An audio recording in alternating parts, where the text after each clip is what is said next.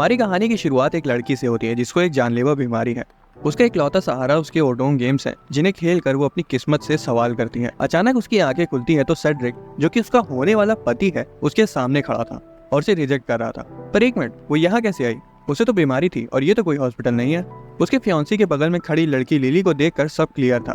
ये तो उसके पिछले जन्म के फेवरेट गेम की हीरोइन है। और वो उसका क्या? सेड्रिक की आवाज सुनकर उसे समझ आ जाता है कि उसका जन्म विलेनेस डॉटर आइलीन के रूप में दोबारा हुआ है। आइलीन शांति से उठकर सेड्रिक का रिजेक्शन एक्सेप्ट कर लेती है। सेड्रिक, उसकी फियांसी लिलिया और सभी गेस्ट आइलीन की इस बात से हैरान हो जाते हैं कि आइलीन ने रिजेक्शन को इतनी आसानी से एक्सेप्ट कर लिया। गेम के हिसाब से उसको लड़ना था और सब लोगों पर चिल्लाना था, पर अगर उसने विलेनेस न बनकर सावधानी से अपनी किस्मत सुधारी तो गेम के अकॉर्डिंग एंड में आइलीन की मौत नहीं होगी और वो बच जाएगी।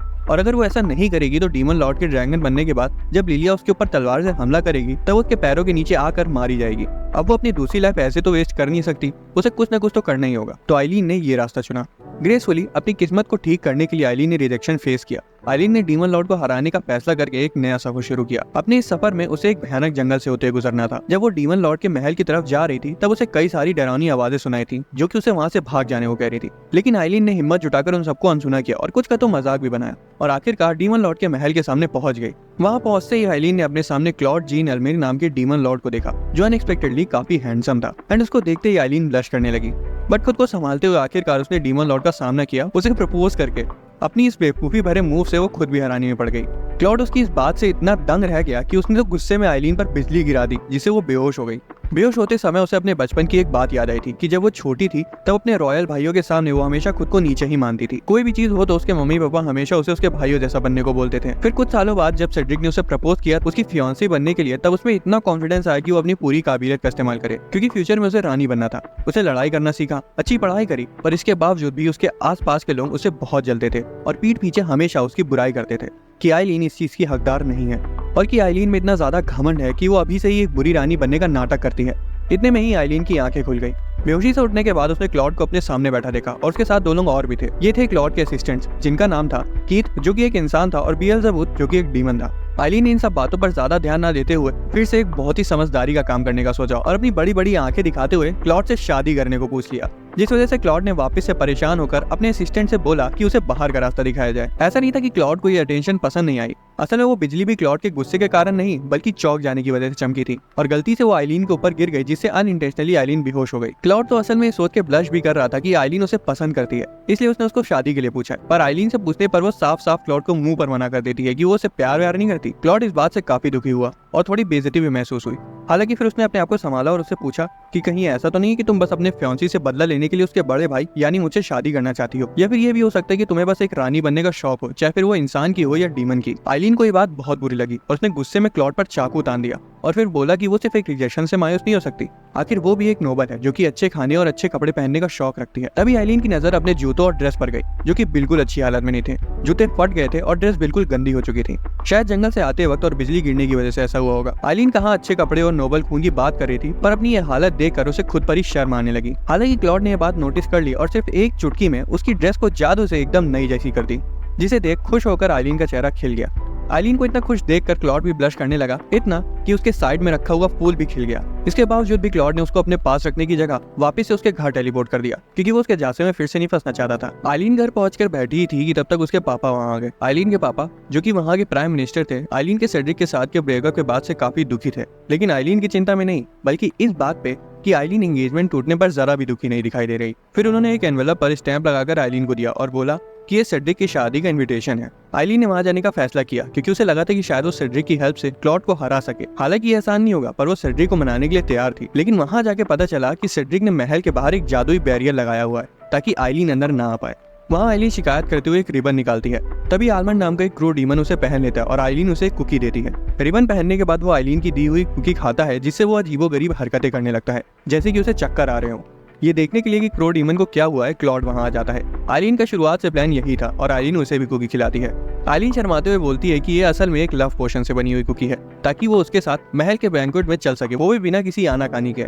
लेकिन क्लॉड पर उस कुकी का कोई असर नहीं होता। हालांकि वो चौंक जरूर जाता है कि आइलीन अपनी बात मनवाने के लिए क्या क्या कर सकती है, और तुरंत ही वो उसे और आलमंड को लेकर अपने महल चला जाता है बिना आइलीन की बात का जवाब दिए कि वो उसके साथ बैंकेट में जाएगा या फिर नहीं। वहाँ पहुंचते ही उसे खबर मिलती है कि इंसानों ने उसके फेनरिक कप को किडनैप कर लिया है। हमें देखने को मिलता है कि वो इंसान और कोई नहीं बल्कि सेड्रिक और उसके साथी हैं, जो ये सोच रहे हैं कि इस कप को किडनैप करने पे वो डीमन से अपनी बातें कैसे मनवा सके। और साथ ही साथ उन्हें ये भी पता चल जाएगा कि कहीं आइलीन डीमंस के साथ तो नहीं मिली हुई है। वहाँ क्लॉड के महल में आइलीन उसे छुड़ाने में क्लॉड के साथ चलने को बोलती है और फिर वापस से सेड्रिक और लिलिया से जाके मिलती है। सेड्रिक उस पर इल्जाम लगाता है कि उसने ही डीमन लॉर्ड को बंदी बनाया और इसकी वजह से डीमंस और इंसान में लड़ाई हुई है। वो आइलीन को भी जेल में भेजने की बात करता है बिना आइलीन की बात सुने कि वो असल में क्या कहना चाह रही है। तभी क्लॉड वहाँ आ जाता है और आइलीन की बेगुनाही सबके सामने रखने के बाद आइलीन से माफी मांगकर उसके सामने अपना सिर झुका के उसे थैंक यू बोलता है, क्योंकि उसकी वजह से ही इंसानों और डीमंस में लड़ाई नहीं हुई और ये बात ज्यादा आगे नहीं बढ़ी।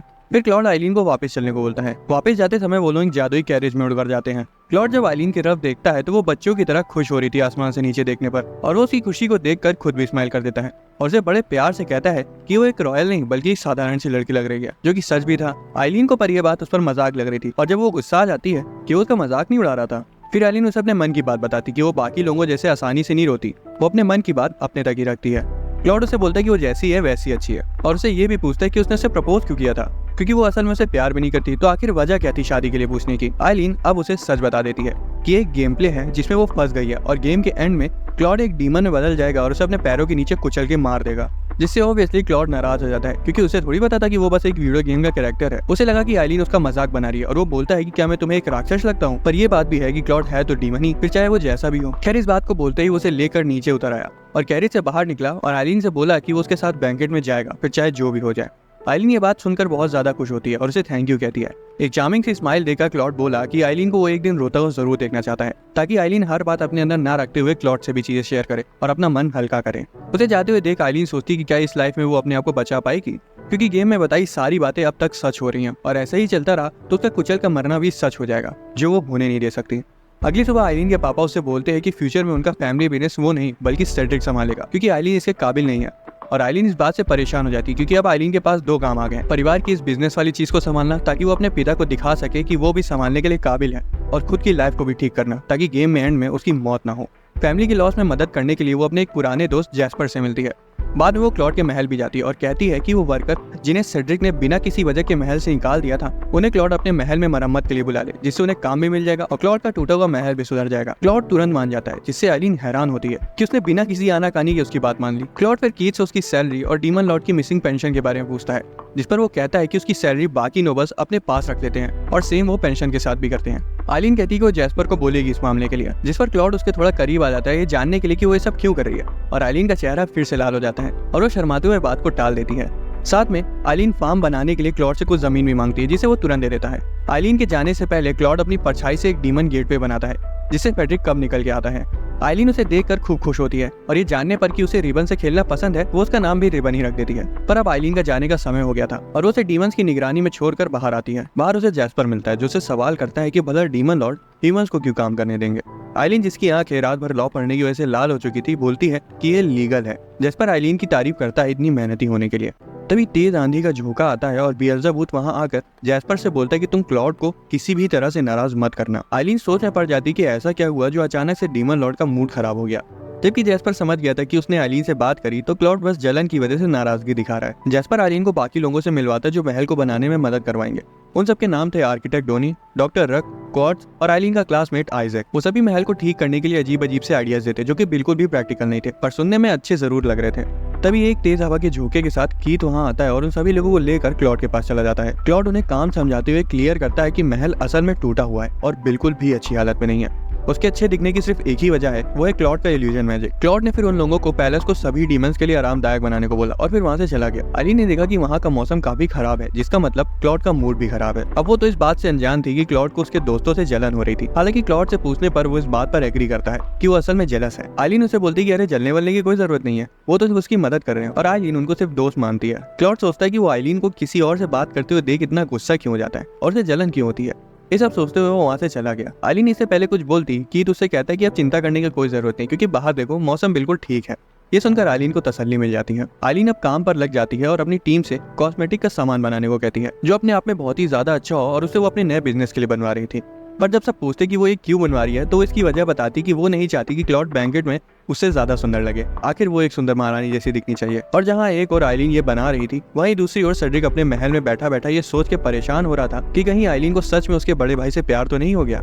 आइलीन अपना पूरा मन लगा के कॉस्मेटिक पोशन को तैयार कर रही थी कि जब क्लॉड के साथ उसके फाइनेंसेस क्लियर करके वहाँ आता है तो आइलीन उससे पूछती है कि उसने इस नोबल के खिलाफ कोई सख्त कदम क्यों नहीं उठाया जिसने उसकी इतने समय से अपने पास सैलरी रखी हुई थी। कीथ ने जवाब दिया कि अगर वो अथॉरिटी में ऐसा बताता तो उसे ये भी बताना पड़ता कि क्लॉड को भी पैसे के मामले में तंगी है और डीमन लॉर्ड के साथ ऐसा नहीं कर सकता। आइलीन ने बात बदलते हुए बोला कि वो बॉल में सुंदर दिखना चाहती है और इससे पहले कि वो क्लॉड से कुछ बोल पाती वो बिना कुछ बोले वहाँ से चला गया। आइलीन को लगा कि क्लॉड को लगता है कि वो सुंदर नहीं दिख सकती, जिससे वो उदास हो जाती है, पर कीथ उसे परेशान न होने को बोलता है और बताता है कि क्लॉड भी आइलीन के साथ बैंकेट में जाने के लिए बहुत एक्साइटेड होगा। रात के समय जब आइलीन सोने की तैयारी कर रही थी तभी बेएल्ज़ेबूथ आइलीन के कमरे में बिना नॉक किए घुस आता है। आइलीन के पूछने पर वो बताता है कि वो भी बैंक्वेट में मैनर सीखने के लिए आया है। आइलीन उसे खूब मिन्नतें करवाती है और फिर आखिर में जाके उसे वो सिखाने को मान जाती है। अगले दिन आइलीन और क्लॉड खुशी से अपने महल की बालकनी से इंसानों और डीमन को साथ में काम करते देख रहे थे। तभी कीथ और जैस्पर वहाँ आ जाते और बोलते कि लिलिया को कोई आइलीन के नाम से धमकियां दे रहा है कि वो सेड्रिक से शादी ना करे।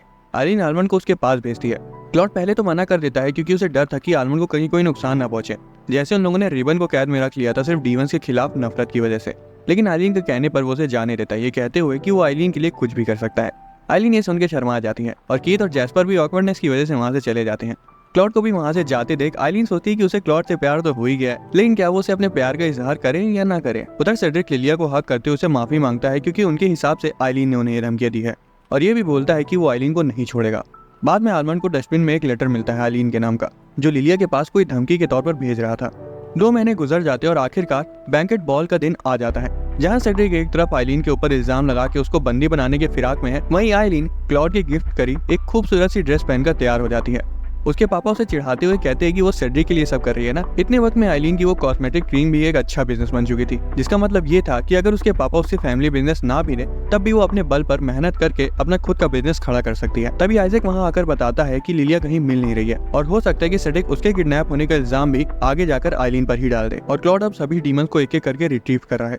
तभी सेड्रिक वहाँ आ जाता है और सबसे बोलता है कि उसे एक अनाउंसमेंट करनी है। वहाँ डीमंस के महल के सामने बेएल्ज़ेबूथ को लिलिया मिलती है, जो कि खुद ही क्लॉड से मिलने वहाँ आ रही थी। हालांकि ये बात लिलिया उसे नहीं कहती और सीधा क्लॉड के पास जाती है।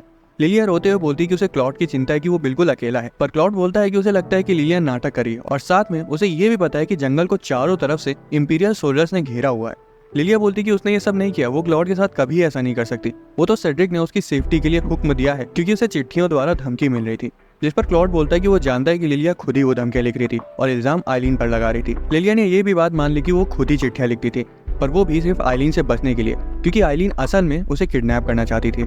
क्लॉड इस बात पे नाराज होता है और ये चीज मानने को तैयार ही नहीं होता, जिस पर लिलिया और भी ज्यादा रोना शुरू कर देती है। लिलिया यहाँ तक कह देती है कि वो तो क्लॉड से प्यार करती है और ये भी कि उसे क्लॉड की मदद करने का मौका चाहिए। बेएल्ज़ेबूथ गुस्से में उसे धक्का देने की कोशिश करता है और उसे शॉक लग जाता है क्योंकि वो मैजिक के कारण लिलिया को नुकसान नहीं पहुंचा सकता। और लिलिया की आंसू भरी शक्ल और उसकी बातें कि मुझे अपने साथ रख लो, ये सब देखकर क्लॉड को आइलीन की याद आ जाती है।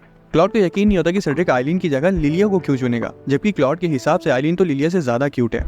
ये सोचकर और लिलिया के बार बार जिद करने पर क्लॉड उसको वापस से उसके महल भेज देता है और खुद बैंकेट में जाने के लिए निकल जाता है। उधर सेड्रिक आइलीन पर इल्जाम लगाता है कि उसने ही लिलिया को किडनैप किया है और अपनी सारी हदें पार करके आइलीन का मुंह जोर से पकड़कर उससे पूछने लगता है। अचानक क्लॉड आ जाता है और सेड्रिक आइलीन को छोड़ देता है। फिर क्लॉड आइलीन की हिम्मत की तारीफ करता है और उसे बोलता है कि वो सेड्रिक से अपनी एंगेजमेंट तोड़ दे और क्लॉड यानी उससे शादी करे। आइलीन भी अपनी बेगुनाही साबित करते हुए अपने पास रखे लिलिया के इन्विटेशन को दिखाती है और कहती है ये इन्विटेशन और लिलिया को मिली धमकियां दोनों में ही गुलाब का निशान है, यानी ये लिलिया ने खुद ही लिखी है। जिसे सुन के सारे गेस्ट हैरान जाते हैं और आइलीन को बेकसूर मान लेते हैं। वहीं सेड्रिक का चेहरा सफेद पड़ जाता है।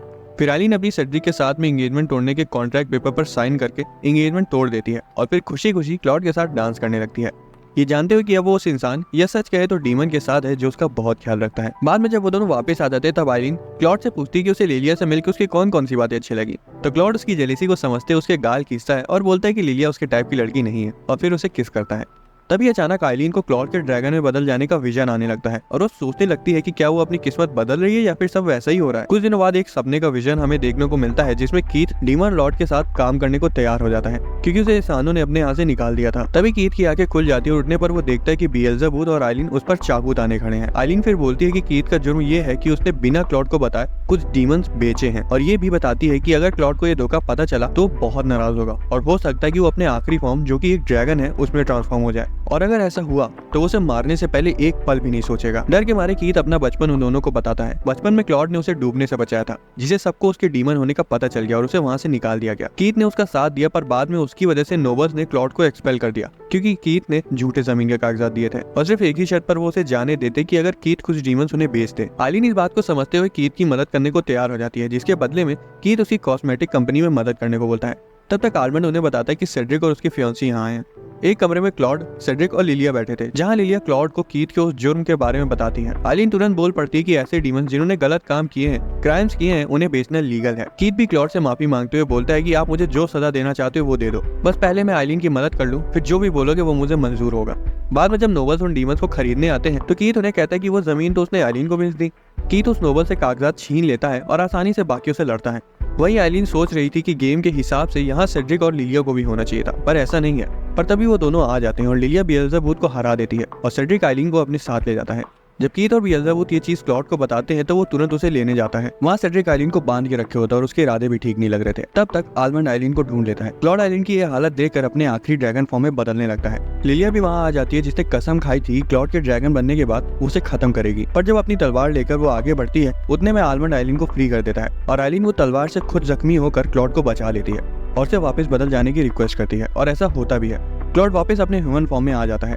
अगले दिन आइलीन बेड पर आराम कर रही होती है और उसके पापा क्लॉड को क्राउन प्रिंस बनाने की बात कर रहे होते हैं ताकि वो सेड्रिक के क्राइम्स को अपने तक रखे, बट फिर भी आइलीन के लिए वो मान जाता है। दोनों की एंगेजमेंट हो जाती है और इस तरह एक बुरी एंडिंग आइलीन के लिए टल जाती है। पर आइलीन का सफर अभी खत्म नहीं हुआ है, क्योंकि वहाँ दूसरी तरफ हम एक आइलीन जैसे दिखने वाले लड़के को देखते हैं, जो कि असल में आइलीन ही है। बस एक लड़का होने का नाटक करते हुए वो एक प्राइवेट स्कूल में जाती है। वहाँ का स्टूडेंट काउंसिल ऑगस्ट उसे वेलकम करता है, पर यहाँ वो पहुंची कैसे? तो लगभग एक महीने पहले कीथ ने क्लॉड और आइलीन को फ्लर्ट करते हुए डिस्टर्ब कर दिया था और बताया कि आर्थर नाम का एक डीमन है जो कि पड़ोसी देश के ड्यूक पर हमला कर रहा है, और अगर डीमन लॉर्ड की पत्नी का सर लेके वो वहाँ नहीं पहुंचा तो वो उस पर हमला कर देगा। अगर क्लॉड को वापस से आखिरी फॉर्म में बदलना पड़ा तो ये इस कहानी की दूसरी बैड एंडिंग हो सकती है। ये भी हो सकता है कि वहाँ कोई सुंदर डीमन क्लॉड को अपने झांसे में फंसा ले, इसलिए आइलीन उसके साथ जाने को कहती है, पर क्लॉड उसकी सेफ्टी के लिए मना कर देता है। इसलिए आइलीन ने गुस्से में आकर क्लॉड को बचाने के लिए मीशा अकेडमी में एडमिशन ले लिया। वहाँ दूसरी तरफ वो ये भी प्रार्थना कर रही थी कि क्लॉड, जो कि खुद भी ड्यूक होने का नाटक कर रहा है, वहाँ उसे देख न ले। तभी आइलीन वहाँ रेचल नाम की लड़की को देखती है जिसका फियांसी उस पर चिल्ला रहा, तो आइलीन उसको बचाती है और उस लड़के को वहाँ से भगा देती है। आइजैक उसको बोलता है कि अपने ऊपर इतनी टेंशन लाने की कोई जरूरत नहीं है, वरना वो पकड़ी जाएगी। फिर आइलीन स्टूडेंट काउंसिल रूम में काइल और वॉल्ट से मिलती है, जो गेम के हिसाब से आइलीन के पोटेंशियल रोमांटिक पार्टनर्स होने वाले थे। फिर प्रेसिडेंट जेम्स भी उस रूम में आता है, जिसे आइलीन गेम का फाइनल बॉस बोलती है। जेम्स उससे रेचल के मामले में बात करता है और बोलता है कि स्कूल के मामलों में टांग अड़ाने की कोई जरूरत नहीं है। बाद में क्लास में रेचल आइलीन को थैंक्स बोलती है और आइलीन सोचती है कि इस सेकंड राउंड की विलेनस तो रेचल ही है, तो फिर वो इतनी काइंड क्यों है। क्लास के बाद वो गेम की सेकंड राउंड की मेन कैरेक्टर, जिसका नाम सेलिना है, उसकी बातें सुन लेती है, जो कि अगस्त को देने के लिए एक लड़की से लव लेटर ले रही थी। आइलीन को ये भी याद आता है कि सेलिना को लिलिया बहुत पसंद है। तब तक अगस्त आइलीन से बात करने आता है और सेलिना भी उनके पास आ जाती है और अगस्त का मजाक उड़ाती है कि वो किसी ऐसे से दोस्ती कर रहा है जो कि लिलिया से नफरत करती है। आइलीन समझ जाती है कि सेलिना को नई स्वॉर्ड मेडन से बहुत नफरत है। फिर बाद में वो अगस्त से कुछ मदद करने को कहती है और अगस्त मान भी जाता है, पर वो बात क्या है ये हमें अभी नहीं बताया जाता। दूसरे सीन में क्लॉड कीथ से कहता है कि आइलीन को लेटर लिख के पूछो कि वो ठीक है या नहीं। कीथ पर उससे कहता है कि इससे पहले एशटार्ट के बारे में बताना ज्यादा जरूरी होगा। तो असल में बात यह है कि अभी जो ड्यूक है उसका बेटा ड्यूक के नेफ्यू को मारना चाहता है, पर कीथ को लगता है कि वो नेफ्यू ही एशटार्ट है। वहाँ आइलीन क्लॉड का लिखा हुआ प्रेम पत्र जोर जोर से बोल के पढ़ रही थी, जिस पर आइजैक उसे धीमे बोलने को कहता है। फिर बाद में वो स्टूडेंट काउंसिल जाके स्कूल के बारे में और जानने की कोशिश करती है। आइलीन स्कूल की सेफ्टी के लिए सिक्योरिटी पुलिस बनवाने का सुझाव देती है, पर जेम्स उसे एक वैम्पायर केस दे देता है। असल में एक फीमेल स्टूडेंट बेहोश पाई गई थी और उसके शरीर में खून भी नहीं बचा था। उसे एक खबर क्लॉड को भी देने को बोली जाती है, जिसे सुनकर वो बहुत नर्वस हो जाती है। वहाँ दूसरी तरफ क्लॉड तो आइलीन की बॉडी पिलो खरीदने के बारे में सोच रहा था। तब तक एक अजीब सा व्हाइट डक रूम में एंटर करता है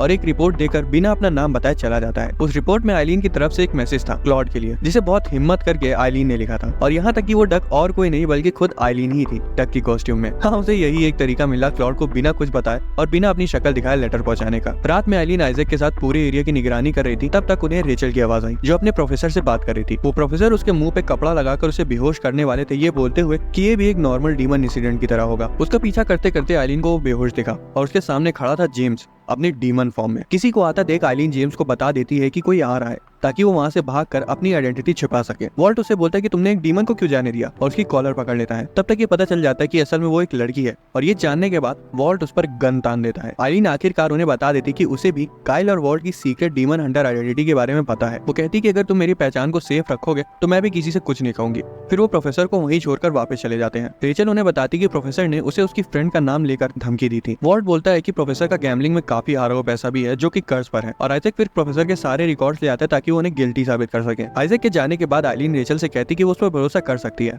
जिस पर रेचल बोलती कि वो बात नहीं है, बात है खुद के लिए खड़ा होने की। तो वो भी सिक्योरिटी पुलिस को ज्वाइन कर लेती है वॉल्ट और आइलीन के साथ। अगले दिन अपना सैंडविच लेके आइलीन भाग रही होती है, तब वो देखती है कि किसी लड़की का लिखा हुआ एक love letter publicly notice board में चिपका हुआ है। स्टूडेंट्स को मना करने पर भी वो नहीं सुनते तो काइल आकर उन्हें भगा देता है। आइलीन को तभी काइल की पॉकेट में बिल्ली का खाना दिखता है जिसे लेकर वो उसे चिढ़ाती रहती है। तभी वॉल्ट वहाँ स्टार्ट की खबर लेके आता है कि वो स्कूल पे हमला करने वाला है और साथ ही साथ उसे ये भी पता चलता है कि फेस्टिवल पे और कोई नहीं बल्कि ड्यूक बना क्लॉड भी आने वाला है। इवेंट के पहले दिन एक स्वॉर्ड फाइट होगी जहाँ चर्च डीमन को छिपा दिया जाएगा। फिर अगले दिन ब्यूटी पेजेंट होगा और उसे क्लॉड को पूरे इवेंट भर ड्रैगन नहीं बनने देना है। अगले दिन आइलीन डक की कॉस्ट्यूम में हर उस स्टूडेंट को मार रही थी जो कि जबरदस्ती लड़कियों के साथ डांस करना चाहता था और वो सेलिना पर इल्जाम लगाती है कि उसी ने अपनी दोस्त का लव लेटर सबको दिखाने के लिए वहाँ चिपकाया था। पर तब तक क्लॉड वहाँ आने वाला था तो वो झाड़ियों में जाकर छिप गई। वो सबसे बस यही पूछ रहा था कि वो डक जैसा स्टूडेंट है क्या यहाँ पे। सेलिना ब्रश करते हुए क्लॉड का हाथ पकड़कर उसे घुमाने को बोलती है जिससे आइलीन को बहुत जलन होती है, पर क्लॉड उससे बोलता है कि उसके इतना करीब मत आओ क्योंकि सेलिना का एक फियांसी है। ये सुन के सेलिना और बाकी आस पास की लड़कियां यहाँ तक कि झाड़ियों में छिपी आइलीन भी शर्मा जाती है। स्टूडेंट काउंसिल मीटिंग में सेलिना बोलती कि ह्यूमंस तक डीमंस की और डीमंस तक ह्यूमंस की बात पहुंचाने का काम वो करेगी क्लॉड से बात करके। सेलिना मना करने की कोशिश तो करती है पर उसकी बात कोई नहीं सुनता। वहाँ टेबल पर सब आइलीन की बुराई कर रहे थे और सेलिना के पास उसका एक अजीब सा पोर्ट्रेट भी था जिसमें आइलीन के कपड़ों में एक बदसूरत सी लड़की थी। सेलिना सबको आइलीन ऐसी है ये बताती है और ये पिक्चर भी सिर्फ उसका मजाक उड़ाने के लिए बनाई गई थी। सेलिना कहती है वो क्लॉड को उस चुड़ैल से बचा लेगी और आइलीन और एक एक करके सब वहाँ से भाग जाते हैं सेलिना की क्लॉड के बारे में तारीफों का भंडार ना सुनने के लिए। बाहर सब लोग निगरानी कर रहे थे और थोड़ा सा हंसी मजाक भी। तभी उन्हें एक अजीब सी महक आती है। उन्हें लगा कि शायद कोई डीमन होगा तो वो लोग उसका पीछा करते हैं। काइल को पता चलता है कि आइलीन को उसकी सीक्रेट डीमन हंटर आइडेंटिटी के बारे में पता है और ये भी कि चर्च इंसेंस और टूर्नामेंट प्राइज रख रही है ताकि डीमंस यहाँ आके काम ना बिगाड़े। जेम्स को लग रहा है कि हो सकता है कि ये इंसेंस की वजह से ह्यूमंस इतने वायलेंट होते जा रहे हैं जिसके हिसाब से इतना ज्यादा फीमेल हेटिंग हो रही है। जेम्स को आइलीन और उसके दोनों साथियों पर भी भरोसा नहीं था और उन पर विश्वास नहीं कर पाने पर जेम्स ने कहा कि वो उनकी भी खबर देगा मेन अथॉरिटीज को कि ये लोग भी सस्पिशियस हैं और हो सकता है कि इन्हीं लोगों ने ऐसा कराया हो। ऐसा बोल के वो वहाँ से चला जाता है। आइलीन जब जेम्स को वापस बुलाने के लिए उसके पीछे पीछे जाती है तब जेम्स उससे पूछता है कि आइलीन ने क्या उसका असली रूप देख लिया है। दोस्तों अगर आपको एक्सप्लेनेशन पसंद आया तो वीडियो को लाइक और चैनल को सब्सक्राइब कर लेना। मिलते हैं अगली वीडियो में।